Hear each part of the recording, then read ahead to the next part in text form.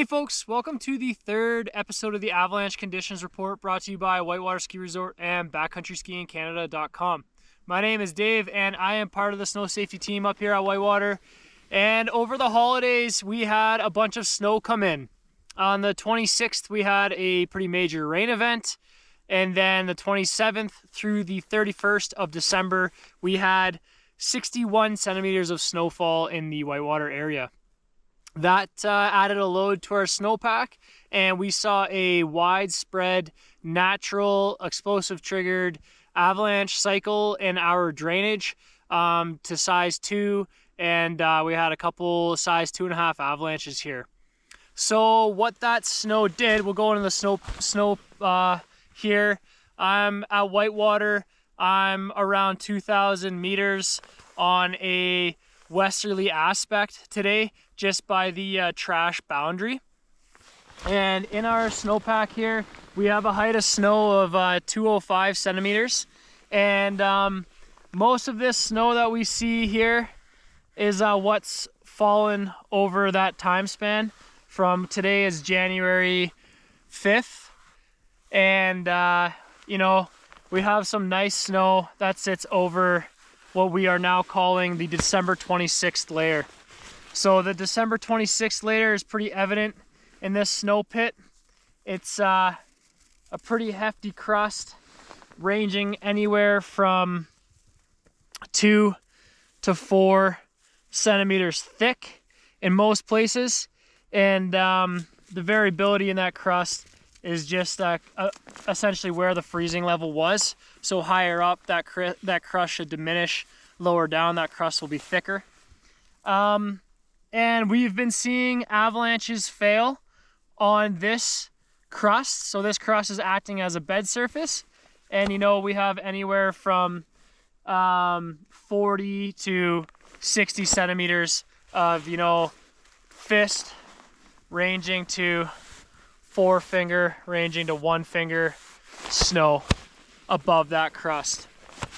But what's been really interesting that's been happening lately is below this crust, we've been seeing failures on our December 17th surface hoar layer, which is down 71 centimeters in this pit.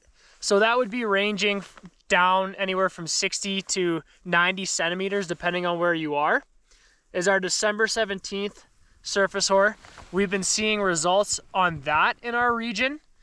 And then what I was talking about last episode, all the way down here now, is we have our November 17th surface hoar, which in this snow pit is down 130 centimeters.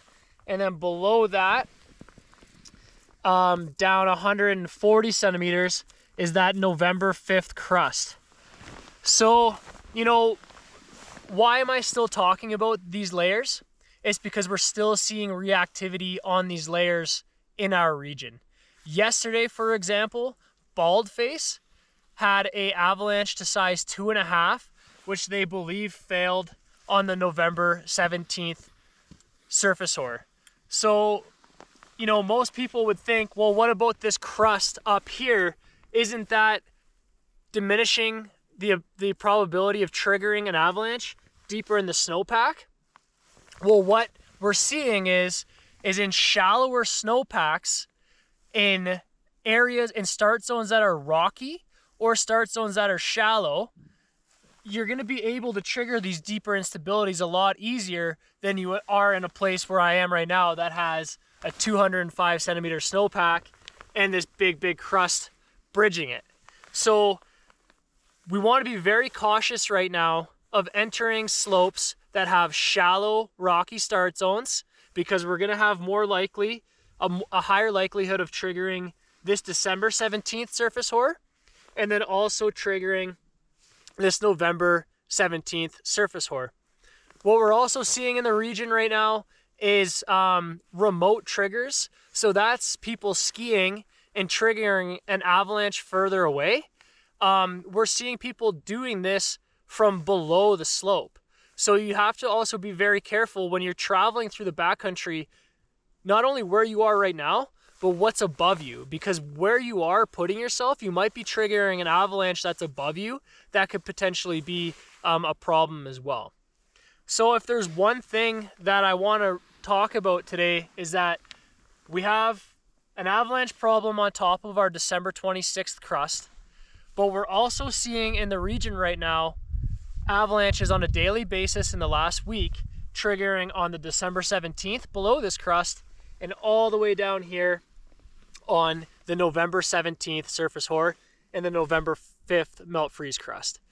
It's a very difficult time for forecasters right now because we're trying to relay to the public, accurate information, and we don't want to be always saying like scary, it's very scary out there, and we're trying to remain the confidence of the public in what we're relaying to them. And so right now, with persistent slab avalanche problems like we have in the snowpack, it's variable, and it's that lower probability, higher consequence event that we're looking at right now. And we're in particularly looking at those specific features that have shallow snowpacks, thick to thin areas where you'll be able to trigger these deeper instabilities and you'll be seeing larger avalanches. So that would be my big take home in the snowpack right now.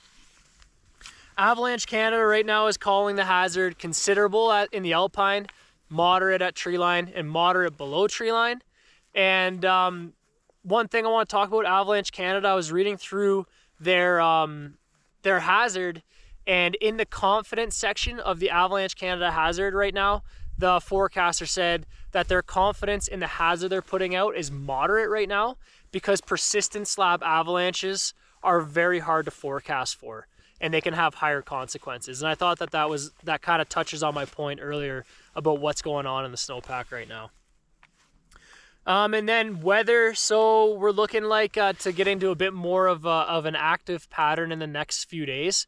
It's not going to be producing significant amount of snow, but we'll be looking at dribs and drabs from kind of tonight until Tuesday. So tonight and tomorrow we're going to be looking at a few centimeters in that time span, and then between Saturday and Sunday we're looking at maybe between 5 and 10 centimeters.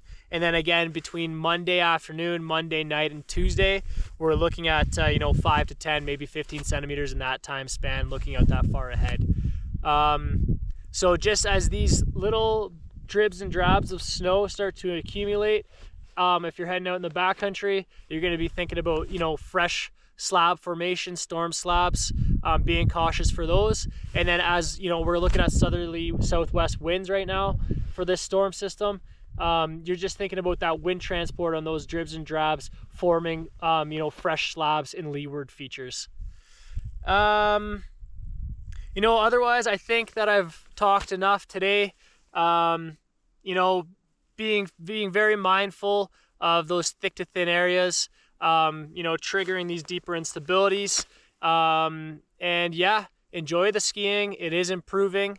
And, just read the forecast before you head out and try to make good decisions out there.